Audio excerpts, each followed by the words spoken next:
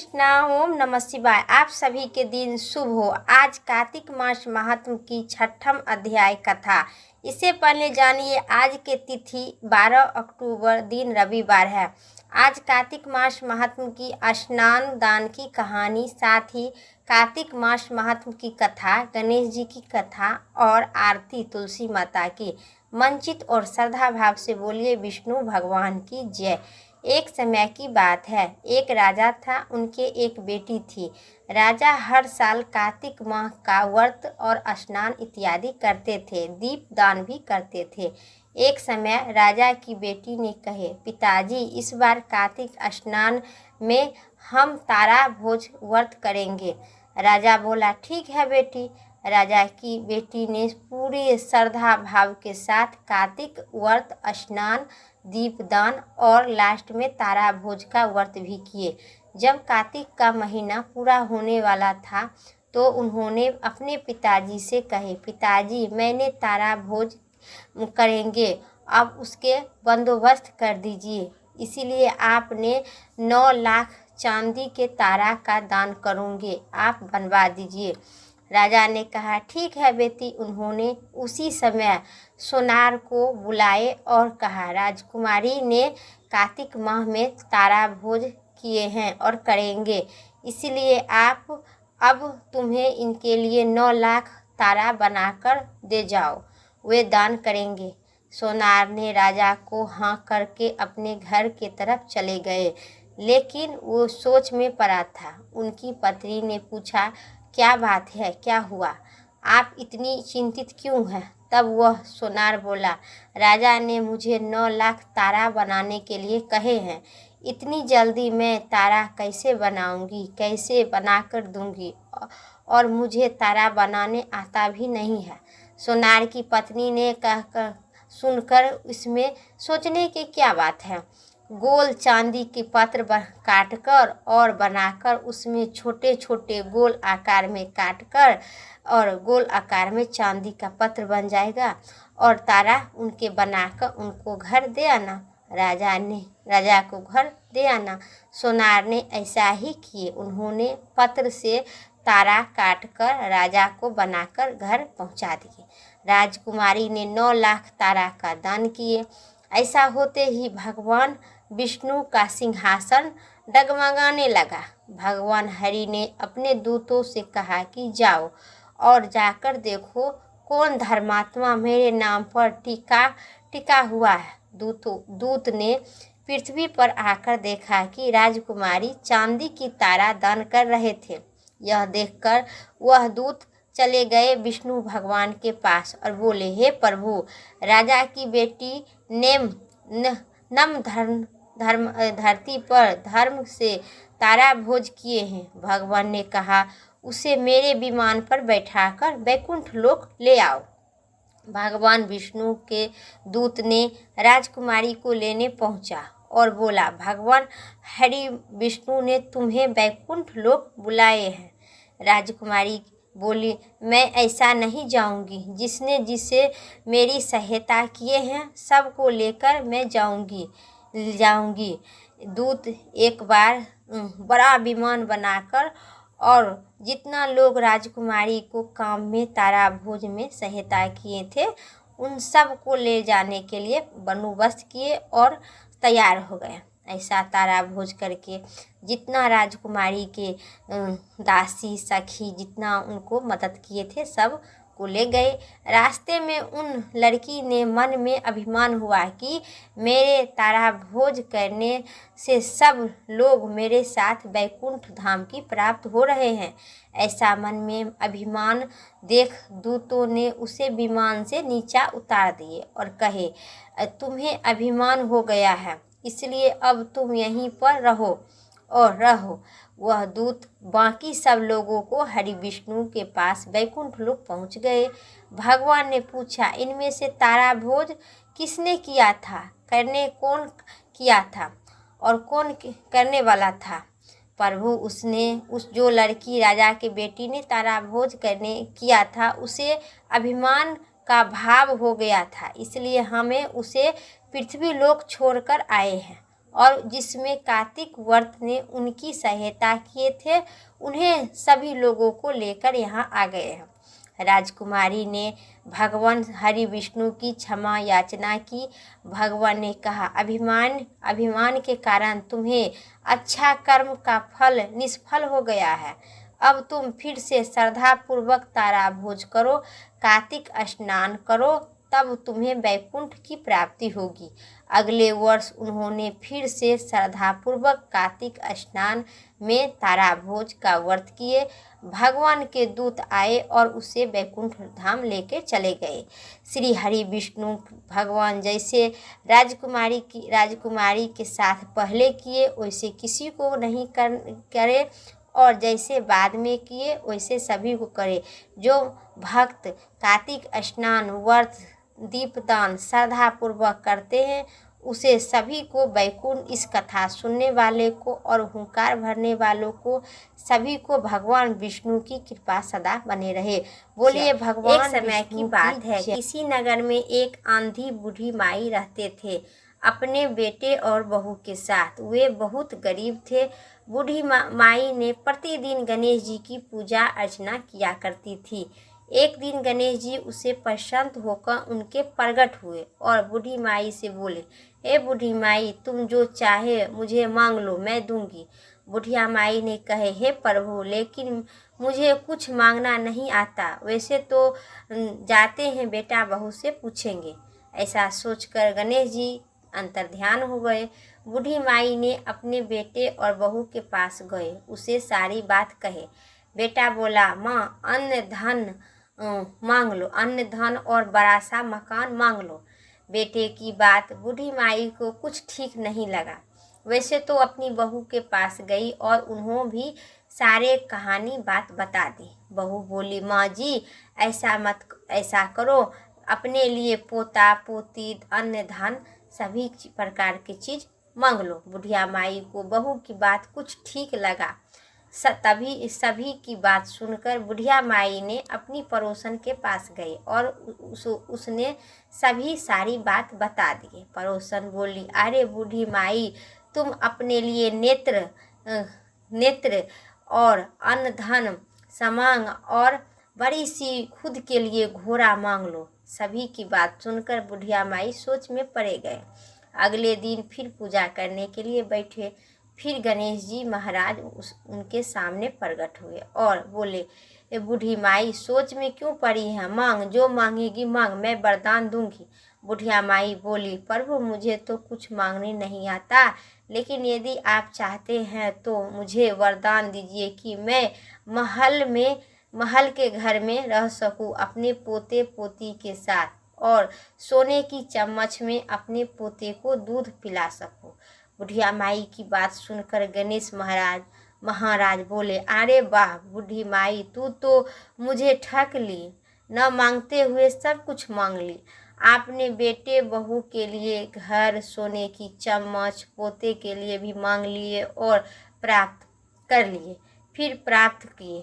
फिर गणेश भगवान सभी चीज़ों पर तथास्तु कहकर महाराज अंतर्ध्यान हो गए। देखते देखते बूढ़ी माई की झोपड़ी के जगह पर आलीशान महल में बदल गए और उनके घर में अन्य धन, सोने चांदी की भंडार भर गया।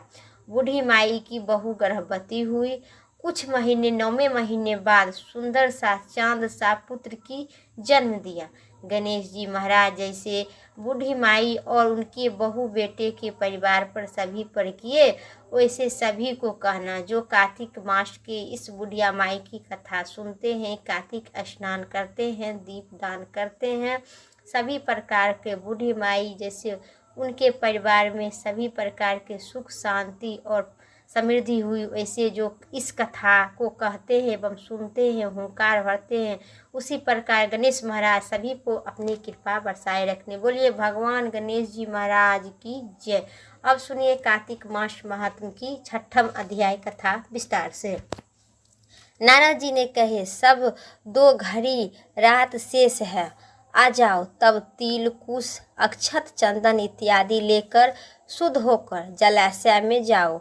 नहर की अपेक्षा नदी में स्नान करने से 10 गुना फल मिलता है और नदी की अपेक्षा संगम पर स्नान करने से 10 गुना फल की प्राप्ति होता है और तीर्थ में स्नान करने से इन सब के दुगुना फल की प्राप्ति होती है। स्नान से पहले भगवान का आराधना करो, स्नान दान संकल्प लो, फिर तीर्थ का उपस्थिति देवताओं का एवं अन्यमयी इत्यादि सभी देवताओं को ध्यान में मंत्र करो। हे कमल नयन नाथ, आपको नमस्कार है। जलास्या भगवान, आपको नमस्कार है। हे ऋषि केशव, आपको नमस्कार है। मेरे दिए हुए अर्थ आपको नमस्कार है, आप ग्रहण करें। वैकुंठ, प्रयाग तथा बद्री आश्रम में जहाँ कहीं भगवान विष्णु रहे वहाँ उनकी तीन प्रकार के से अपना पैर रखो। वहाँ पर ऋषि वेद यज्ञों सहित समस्त देवताओं मेरी रक्षा करते हैं।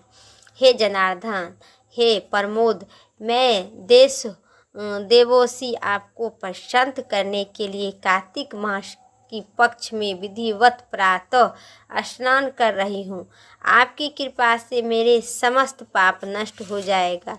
हे हरि, कार्तिक मास में व्रत तथा विधिवत पूर्वक स्नान करने वाले अर्घ देता है। आप राधिका सहित गणेश ग्रहण करें। हे कृष्ण, हे प्रबल राक्षसों को नाश करने वाले भगवान विष्णु ने कहे, पाप नाशक कार्तिक मास के नित्य प्रतिदिन दिए हुए मेरे इस अध्ययन द्वारा कार्तिक स्नान का व्रत करने वाले को फल मुझे प्राप्त करते हैं। विष्णु, शंकर तथा सूर्य का ध्यान करके जल में प्रवेश करे और नाभि पर्यंत जल में खड़ा होकर विधिवत स्नान करे। गिरी स्थानीय तिल और अमले का चूर कर लगाओ। विधवा स्त्री व जाति तुलसी की जड़ की मिट्टी लगाने स्नान करे। सप्तमी, अमावस्या, नवमी, त्रियोदशी, द्वितीया, दशमी इत्यादि तीर्थों को अमला तथा तिल से स्नान नहीं करनी चाहिए। स्नान करते हुए निम्न शब्द को मंत्र को जाप कहे। जिस भक्ति भाव से भगवान ने देवताओं के कार्य के लिए 3 प्रकार का रूप धारण किए थे तथा वही पाप नाशक भगवान विष्णु अपनी कृपा से मुझे पवित्र बनाए। हे भगवान विष्णु जी की आज्ञा से कार्तिक मास का व्रत करने वाले की सारे इंद्र इत्यादि देवता रक्षा करते हैं, अतः वह मुझको पवित्र करे। बीजों को रहस्य तथा यज्ञों सहित वेदों का मंत्र काश्यप इत्यादि ऋषि, इंद्र इत्यादि देवता मुझे पवित्र करे। हे गंगा माता, गंगा इत्यादि सभी नदियों, संपूर्ण तीर्थों, 7 समुद्र और समस्त जलाशय मुझको पवित्र करे। अद्या सभी नदियों का यज्ञ, सिद्धि, सर्प और औषधीय 3 प्रकार के लोगों है। पर्वत मुझे पवित्र करे। इन शब्दों को कहकर स्नान करने के पश्चात व्रत में हाथ में पवित्र धारण करके देवताओं, ऋषि, मनुष्य तथा पितरों को विधिवत तर्पण करते समय जितने भी तिल तर्पण में रहते हैं उसमें वर्ष प्रत्येक वर्ती का तृप्त गण स्वर्ग के वास होते हैं। तत्पश्चात व्रत करने वाले जल से निकालकर शुद्ध वस्त्र पहने और प्रातः काल के समय कीर्त से निमित्त होकर पुण्य भगवान विष्णु के पूजन करे। समस्त तीर्थों को, सारे देवताओं को स्मरण करके भक्ति पूर्वक साधना होकर चंदन, फूल और फलों सहित भगवान विष्णु की फिर देव अध्ययन मंत्र का अथवा ग्रहण करें। पवित्र कार्तिक मास में मैंने स्नान किया था। हे विष्णु जी, राधा के साथ आपने मेरे दिए अध्ययन को ग्रहण करे। तत्पश्चात चंदन, फूल और तांबूल, पान इत्यादि से वेद पाठी ब्राह्मणों श्रद्धा पूर्वक पूजन करे और बार बार संकष्ट प्रणाम करें। ब्राह्मणों को दिए पैर में तीर्थोक्त रहते हैं। मुख्य वेद और सारे अंगों को देवता निष्भाव निवास करते हैं। आपने कल्याण की कामना करने वाले लोगों को इनका अपमान करे और न करे, साथ विरोध करे। फिर एकत्रित होकर भगवान विष्णु के प्यारी तुलसी का पूजन करे, उनका परिक्रमा करे तथा उनके प्रणाम करे। हे देवी, हे तुलसी, देवताओं ने ही प्राचीन काल से तुम्हारा निर्म किया है और ऋषियों ने तुम्हारा पूजन किए हैं। हे विष्णु की प्यारी तुलसी, आपको सत प्रणाम है। आप मेरे सब पापों को नाश करते हैं। इसी प्रकार भक्ति पूर्वक जो लोग कार्तिक का व्रत का अनुष्ठान करते हैं, व्रत का संसार में सुख को, रोग को नाश करने वाले, पापों को नष्ट करने वाले, मनुष्य को श्रेष्ठ बुद्धि देने वाले तथा धन धन्य साधना मुक्ति और कोई उत्तम व्रत संसार में नहीं है जो कार्तिक मास के महत्व के बराबर है। बोलिए विष्णु भगवान की। सुनिए तुलसी माता की आरती। तुलसी महारानी नमो नमो, शिव के पटरानी नमो नमो, तुलसी महारानी नमो नमो, हरि के पटरानी नमो नमो। धन तुलसी पूरन जब किन्हा, शालिग्राम की बनी पटरानी, तुलसी महारानी नमो नमो, हरि के पटरानी नमो नमो। जाके मंजरी कोमल, श्रीपति चरण कमल पट धानी, धूप दीप नवेद्य आरती, पुष्प की वर्षा वाणी, तुलसी महारानी नमो नमो, शिव के पटरानी नमो नमो। 56 भोग 3600 व्यंजन, तू बिना तुलसी के हरि ना मानी। शंख सती सखी मैया तेरे यश गावे, भक्त दान कीजे महारानी, तुलसी महारानी नमो नमो, शिव के पटरानी नमो नमो। बोलिए तुलसी माता की जय। मेरा कथा संपूर्ण समाप्त हुई। उम्मीद करते हैं इस वीडियो अच्छी लगे तो लाइक करें, चैनल पर नए सब्सक्राइब करके कमेंट बॉक्स में विष्णु भगवान की जय जरूर लिखें। फिर नेक्स्ट वीडियो लेके आते हैं, तब तक के लिए जय श्री राम, राधे राधे।